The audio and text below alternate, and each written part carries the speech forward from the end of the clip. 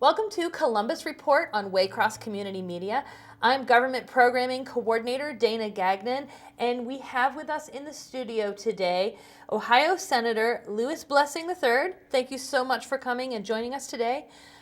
We have a lot of things to talk about, but before we do that, I just want to say you have a new role in Columbus since the last time we talked to you. That's correct, Dana. Yes, I am now a state senator for the 8th District. And to give you a little bit of background in that, I had served in the Ohio House from 2013 up until October 9th of 19 when State Senator Lou Terhar decided to step down and retire. Just an illustrious career that he had in Columbus. And actually, he got a lot done in the 2.5 years that he spent in the Ohio Senate, and I still view him largely as a mentor for the role that I have now. Those are big shoes to follow, but it's nice that he kind of set things in order for you to come into that space. And for those watching, when we say districts and areas, sometimes it's hard to know, but District 8 is a lot of Hamilton County. That's right. So to explain District 8, the easiest way to think of it is the western and northern suburbs of Hamilton County. So the way I think of it is Colerain, Green, Delhi, west of there, so really the west side of town, and then the northern suburbs. So, for example, Springdale, Sycamore Township, Blue Ash, Madeira, Montgomery, that area, without going through the 26 political subdivisions and 13 school districts within the 8th Senate District. So, yes, a large chunk of Hamilton County. Well, welcome to this new house that you're in. Yes. What's different about your role in the Senate versus your role in the House? So, I mean, as you can imagine, it's still the legislature. It's largely the same in many respects as the House. I would say probably the biggest difference is workload. There's a lot more workload in the Senate. There's only 33 of us versus 99 in the House.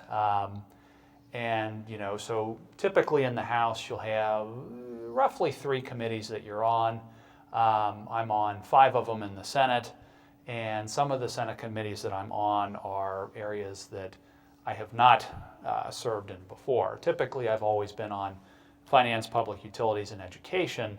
I find myself on the financial institutions committee, insurance, still on education, ways and means vice chair, general government and agency review, which is sort of similar to government accountability and oversight, which is what I chaired in the House last General Assembly and the General Assembly before it, as well as the subcommittee of K through 12 finance in the Senate. So now I would point out that mid-year it's very difficult to shift people around. You need to keep a certain amount of members on each committee.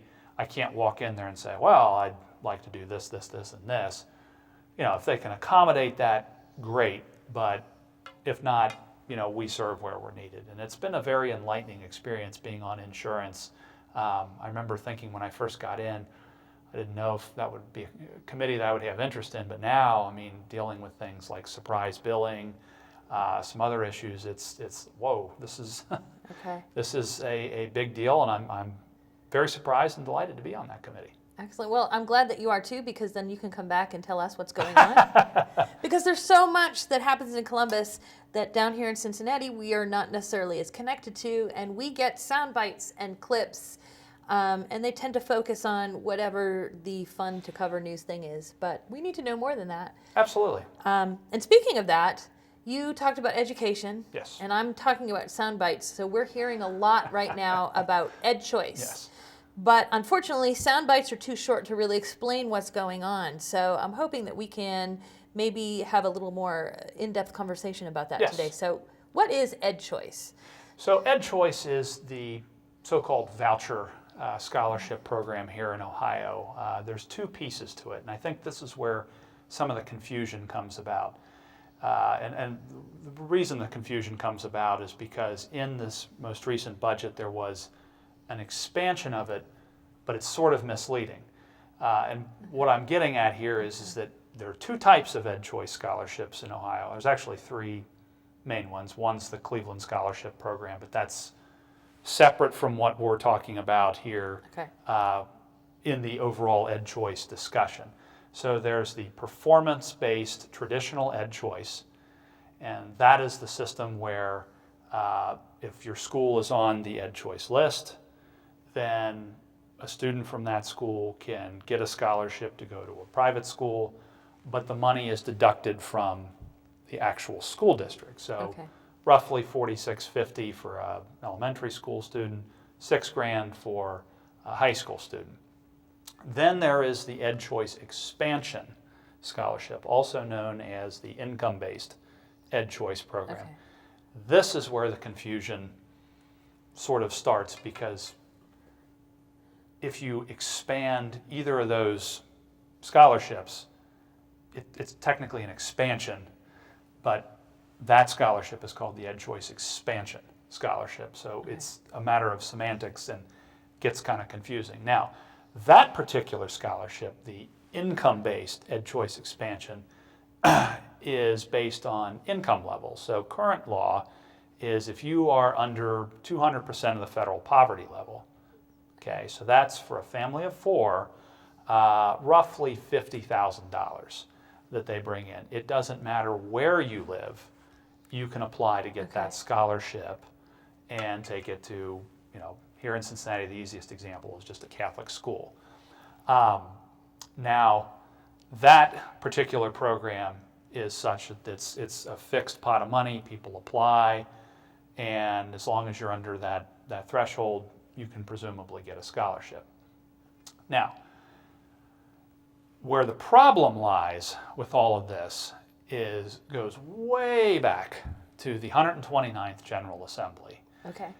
And there was a bill passed, House Bill 555, and that was the old report card reform bill. Okay. That is the bill that gave us the A through F letter grades for the school districts and the school buildings. So one of the things in that bill, one of the pieces in there, said that for the purposes of Ed Choice eligibility, if you get a D or an F in your overall building grade and a D or an F for your value-added part of it, Okay. you are on the Ed Choice list. Okay. So, getting back to the discussion of those two scholarships, let's say, for example, Coleraine, which, closest example to me. Sure. If they were on that list, that means that a student there could apply for and get that scholarship, take that money from the school district and go to a Catholic school with it.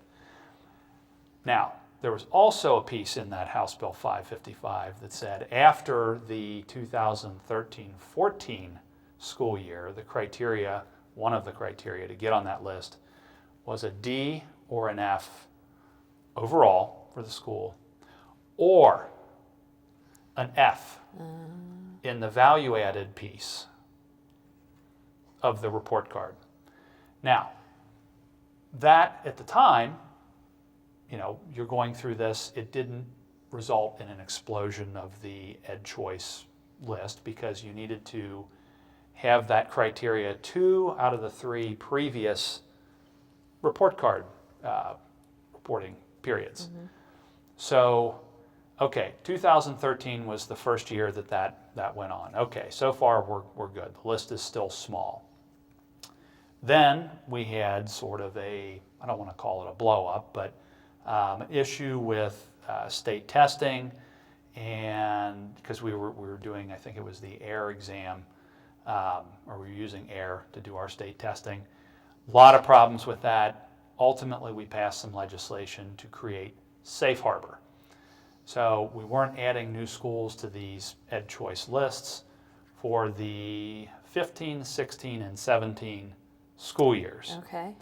So this ticking time bomb is, chugging along.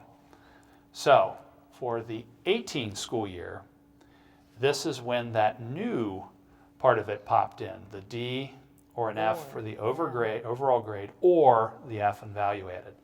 So now you've got 2 years in there. You've got the 14 school year and the 18 school year. Okay. This past go round, we had the 19 school year, all right, which is also that or piece. And that is what exploded the list. So for this current application cycle, which technically started February 1st, and I'll get into this in a little bit, you hear this number, oh my God, 1,227 schools out of a possible 3,300, or roughly 40% of the schools in the state, found themselves on the Ed Choice list. So that's for the 2021 school year. The application deadline the year prior to that, it was 527 schools on the list. And the year prior to that, it was 200 and some. So you can see the huge number. So I'm going to stop for a second, and Yes. I'm going to do the tedious thing of just recapping, because we did a lot of things, and I want to make sure. Sure. First of all, there's two main. There's a third category of Ed Choice, but it's a very specific thing. So we're Cleveland not worried about that. Scholarship, right. So there are two main things we're talking about, and it's the performance-based, and that means the school's performance. Correct. The school district's performance determines whether or not people in that school district can request Ed Choice vouchers. That's right. And the other one was income-based, and that's the individual's income. Correct. If it's under a certain threshold, they can request vouchers. Right. Now, there's a key point I should point out about that. So that income-based Ed Choice, that is not funded from the school district. That comes from Ohio's General Revenue Fund directly to the student. So that's important, because when we're talking about Ed Choice, it's a really big umbrella. We're really having the discussion. The thing that's really the issue right now is just performance-based, because that has to do with the school's performance. And because of this House Bill 555, how we used to measure the school's performance meant you had to have a low grade in two categories, the and. Correct. And the literature part of me loves the fact that this is literally a conjunction that's changing everything. That's right. So if you're watching this, I'm sorry for that. I had to put that in. But it went from and to or. That's right. So how we measured the schools, if your school was low performing according to these criteria, then the people in the district can ask for vouchers. Yes. Well, that used to be this many schools, because you had to be low performing in two areas. Now it's either this area or that area. And obviously that means exponentially more schools. And this is important because for the school districts, for this kind of Ed Choice, just this one, every student that takes a voucher, the money for that voucher comes from that school district. That's right. So that's why it's suddenly something we really, and we got to stall a few years because of those safe harbor years. That's exactly right. We could not count their scores those years, but we're now in that crucial year where nope, it's been 3 counted years, and now there's this many more schools on the list where if you live in that district, now you can ask for a voucher. So, and that is exactly correct. The key component of that was of those 1,227 school buildings that could have and arguably may still, which again, that's a future topic we'll touch on, 70% or so of them, it's because they got that F in the value add. Okay. And so that triggered that perfectly one piece. great buildings. But That's just how one, okay. That's how you saw Indian Hill Middle, which the Enquirer reported on. That's how they found themselves on there. And as you can imagine, people are like, Indian Hill Middle, well, when you're at the top, it's, if you have any dip, I mean, you can't go any better than an A. So that's how they found themselves on there. Now, some people have pointed to the budget actually being the cause of this. That's actually not entirely true. As we had just discussed, this explosion of the number of schools on the list was directly because of House Bill 555. The number of students that can actually claim this scholarship was the traditional performance-based Ed Choice scholarship was exacerbated by budget language that said, okay, all 8th, 9th, 10th, and 11th graders who attended public school, a chartered non-public school, a non-charter non-tax school, or they were homeschooled, if the school building to which they normally would have gone Okay. found itself on that Ed Choice list, they could get the Ed Choice scholarship. Now that is the other plank of what you see in the news, such that, okay, well, if you went to a non-charter private school, Catholic school, that prior year as a 10th grader, so you've never stepped foot in the public high school, you could then get that scholarship. So that, because of some language in there, because this was clearly designed to give options to people who felt stuck in a school that wasn't able to pull itself up. But that language meant, yeah, actually though, even if you're not going to that school, but you just live in the district, right, now you're eligible. Mm-hmm.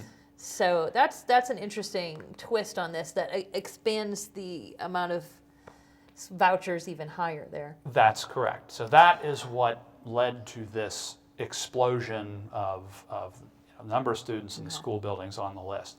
Now, what complicates this further is that for the 2021 school year, so remember from the year before, there were only 517 schools on that list.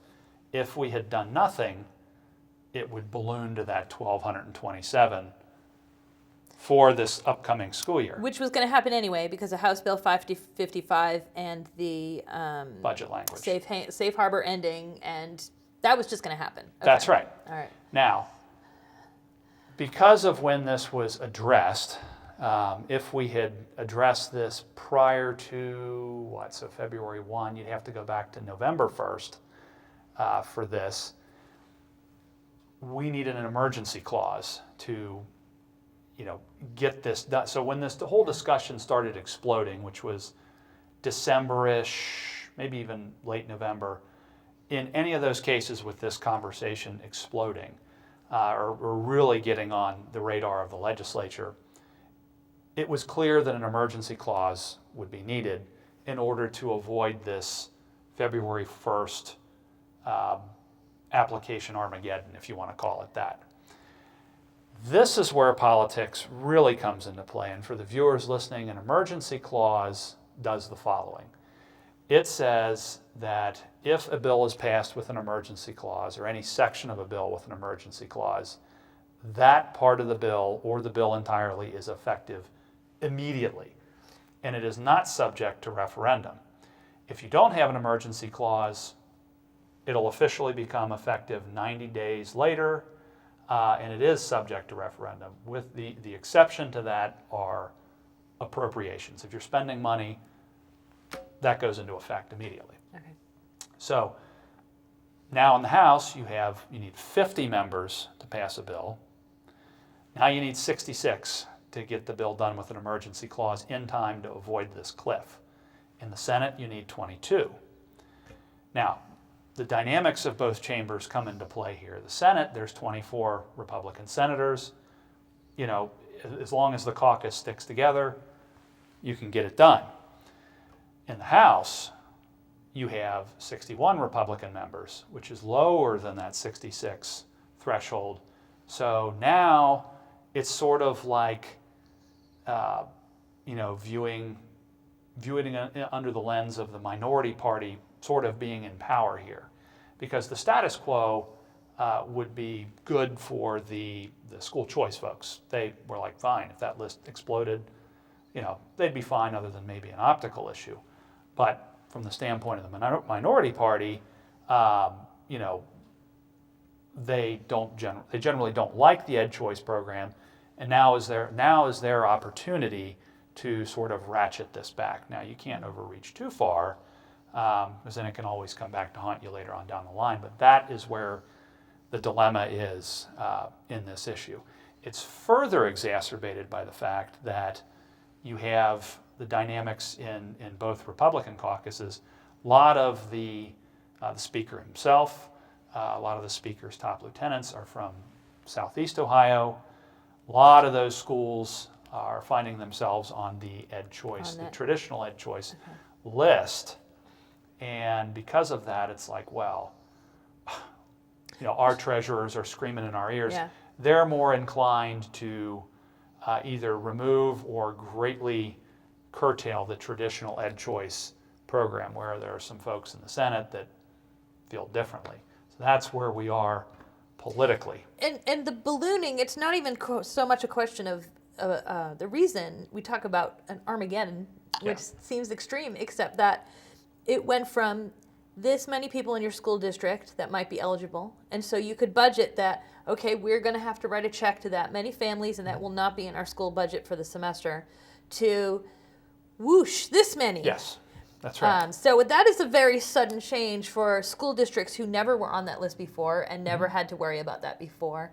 And if it is changing because it needs to, a way to make that more gradual Yes, might be less, because they've already planned their budget for the next couple of school years. that's right. And school districts have already figured out if they need levies and what they need to do. So for them, this is a sudden change. That's right. So going forward, Yeah. this is where things start to get messy in terms of fixes proposed. We in the Senate amended House Bill 9. Okay, passed that out. So to the viewers watching, when the House passes a House bill, comes over to the Senate, we can amend it, and then at that point it goes back to the House for concurrence. And if they don't concur, then that goes to conference committee where everybody works out their differences. So what we ended up passing out was to say that, all right,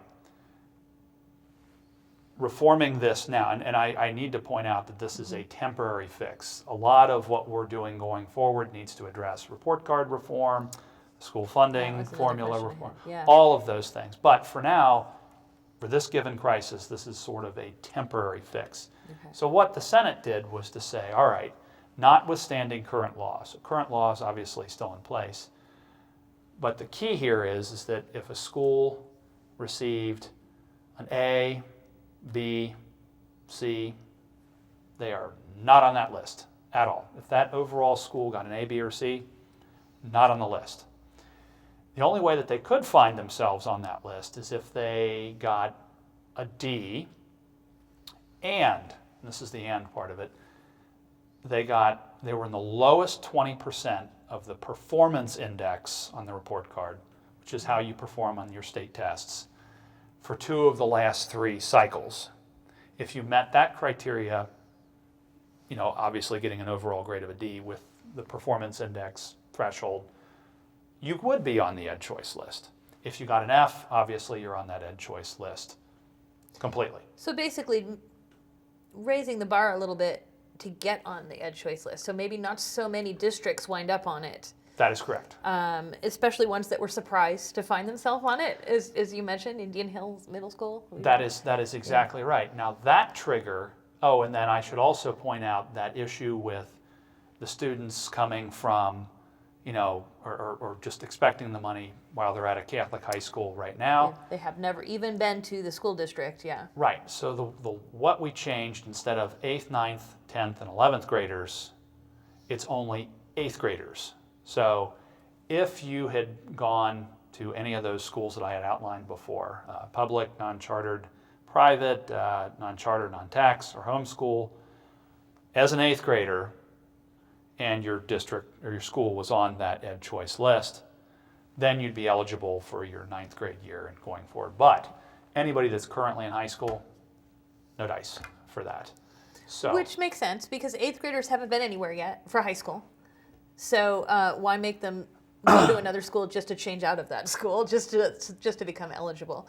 That's correct. But for the other ones, you're saying, look, if you haven't even used the school district, then I think we're not worried about how the school district performing is affecting your studies, because Yes. it's not. You're not in it. So, okay. Right. All right. So what that did, and we passed that before the February 1st deadline with an emergency clause attached, that dropped the potential 1,227 down to 425 with that proposal. So that's less Yeah. than the year before, which was at 517. But as you can imagine, in a caucus that is 24-9 Republican Democrat, there were a number of members that felt, well, this is unfair to some of those families and students that were counting on this. They saw this change. Catholic schools down here had advertised that, hey, you should come here. You're going to get this Ed Choice Scholarship. And planning is everything with you choosing your child's education. The thinking was, well, some of these people need to be held to a certain degree held harmless.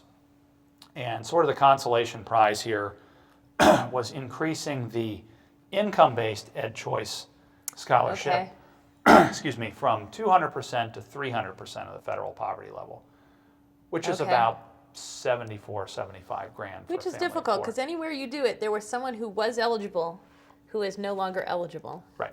So that's still going to be tricky because there were people doing things because it fit into their budget with these vouchers that we'll have to figure out what to do next time round. That's right. But at the same time, you can't have a 300% increase of vouchers in one district. Yes. So something has to be.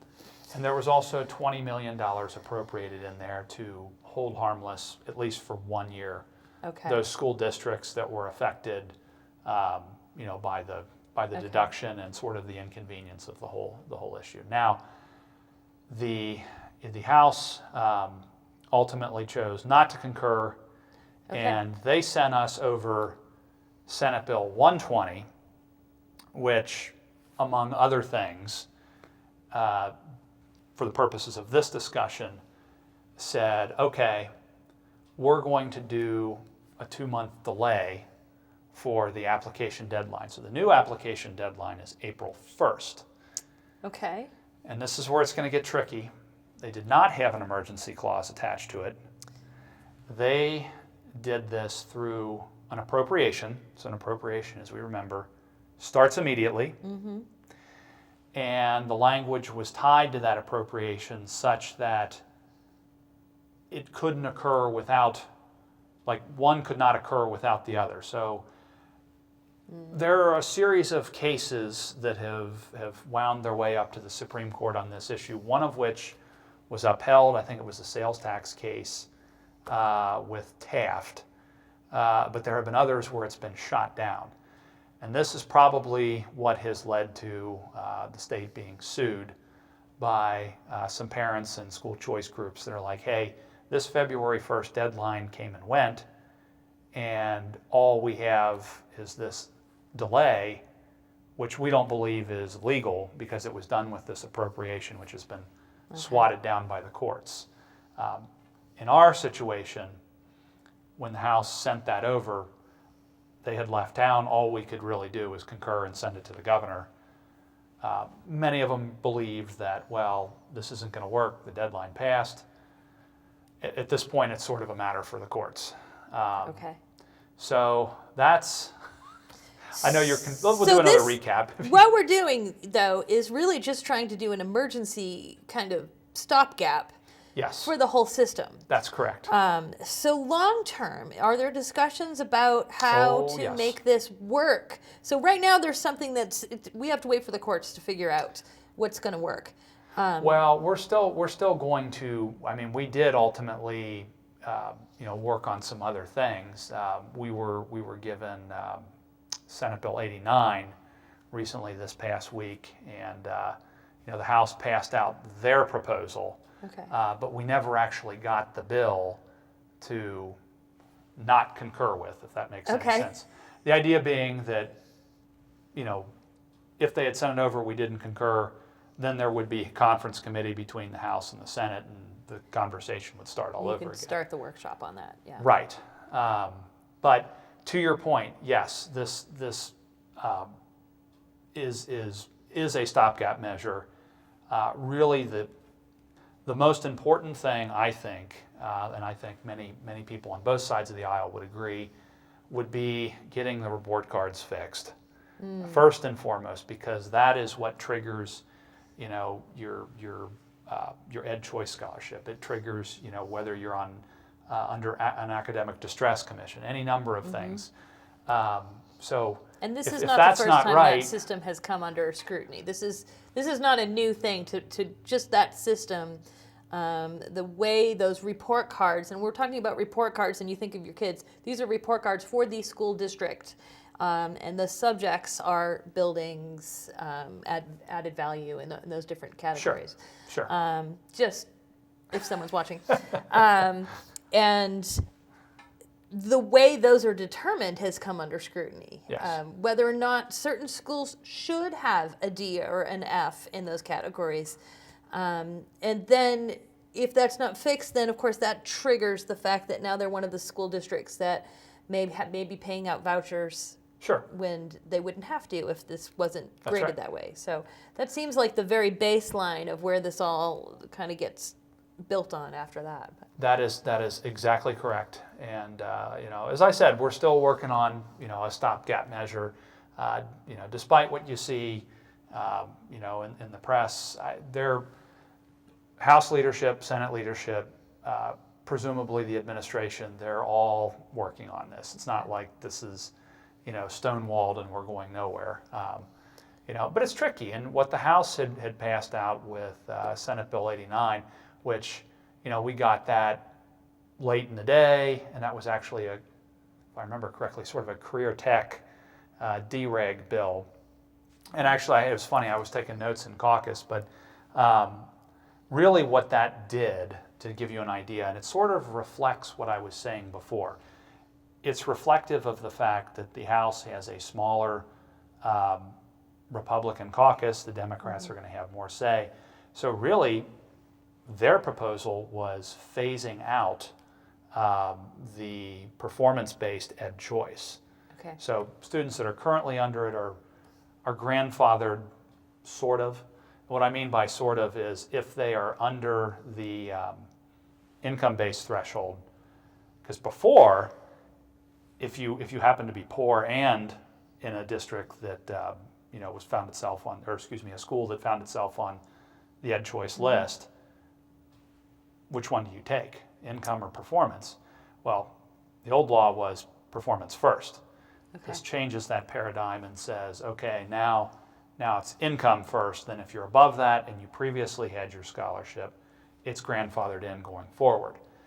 They also set the threshold for the income-based ed choice scholarship to 250%, but they capped the number of scholarships with that. And then the icing on the cake with all of this is now, since we're talking about ed choice, it wouldn't be complete that we threw academic distress commission language into that bill as well.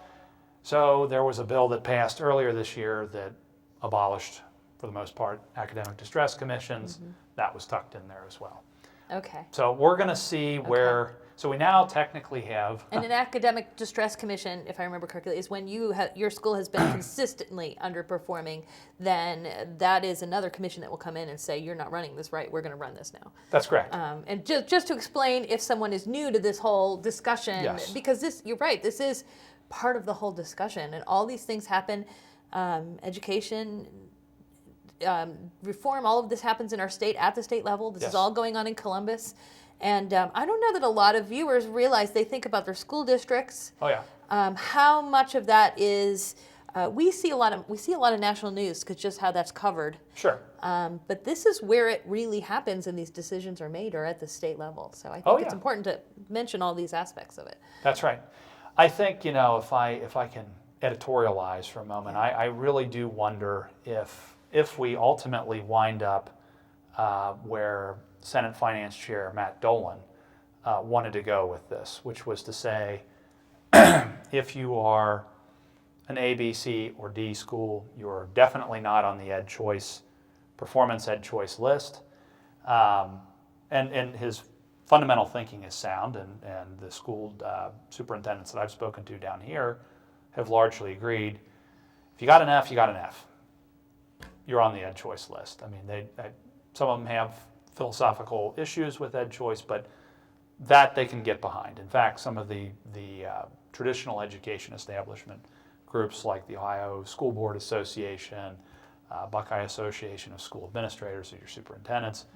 We're largely on board with that. That significantly drops the number of schools on the list, and then going to 250% of the income-based expansion scholarship. So that was felt to be a good compromise. We'll see if that's where we wind up with this.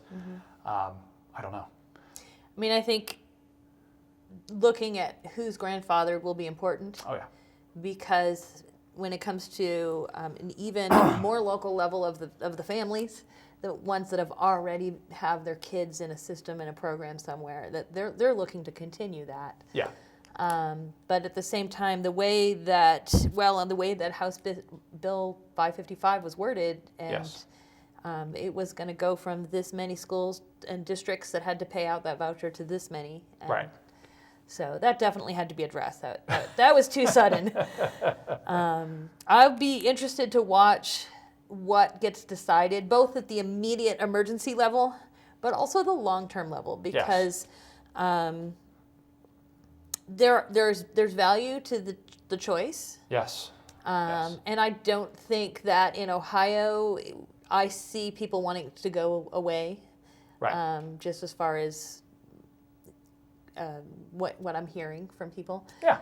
But at the same time, I'm hearing the other side saying, okay, but how do we pay for this? And what's going to be fair for the district? So it definitely needs to be kind of hashed out. Yeah. And that is where, you find that, at least this has been my experience up there, that just knowing some of the legislators up there from both sides of the aisle, Ohio, certainly a purple state, but people are generally temperamentally conservative. And what I mean by that is they're not the sort of people that want to have a huge sweeping change either way. I mean, that's got to be frustrating for a lot of people, but historically that's how we've gone as a state, and that's where sort of striking a middle ground here is in my opinion sort of the best policy, because again, for every establishment education person who doesn't like ed choice, and I shouldn't say that that's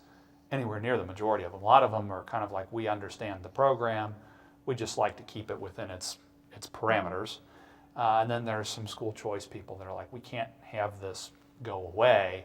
Sure. And I think trying to find that happy medium should be the goal of all the legislators. We have met families, and I have met families where their school district wasn't able to offer something that their student really needed to learn. And it wasn't even a matter of not liking their school district. It just didn't have it available. And in Cincinnati, we have parochial schools, lots of parochial schools. Oh, yeah. But we also have the Springer School. We have some special schools that offer some unique, St. Rita's School for the Deaf is phenomenal services. And so I know of some families that have needed to have those opportunities. It was the difference of whether or not their student would actually learn in school or not. So, so it's something to talk about because of that. And I don't think ed choice proponents want to cripple their school districts either. Nope. So I think that's why it needs to be figured out. Oh yeah. We've got some other ticking time bombs to deal with too. It's funny looking at this whole thing, why some of the schools found themselves on the ed choice list. And, looking at Hamilton County holistically, we have, some very large and growing pockets of immigrants coming from all over the world, speaking a number of different languages. And I mean, as you can imagine, it's very difficult for somebody that if they just start 5th grade and don't speak English, for example, to expect that child to suddenly test as well in a language as they don't understand is asking a lot. And that needs to be taken into account. And I firmly believe members of both sides of the party or both sides of the political divide are in agreement on this, and that will all go into that report card reform going forward. How we measure it and the role that testing has. And many standardized tests were never designed to be used for this purpose. So it's kind of changing what can be, how you can reach students even in traditional classrooms. So that is something that I'm very curious to see how that will get looked at, because the creators of standardized tests have, in some cases, come out and said, we didn't make the California Achievement Test to measure your school district. We made it to give teachers an idea of where gaps were and what they needed to cover with their students, and it's being misused. So, and of course, that's not any of the tests we were talking about, but I think that will be part of the equation, is how are we measuring? We have to measure. What's a fair way to measure? That is the question. If I could answer that, this would be an amazing program right now. But we did have a report card study committee that met earlier this year. We didn't exactly have the deadline was December 15th, and it didn't really become law until, I believe, early October.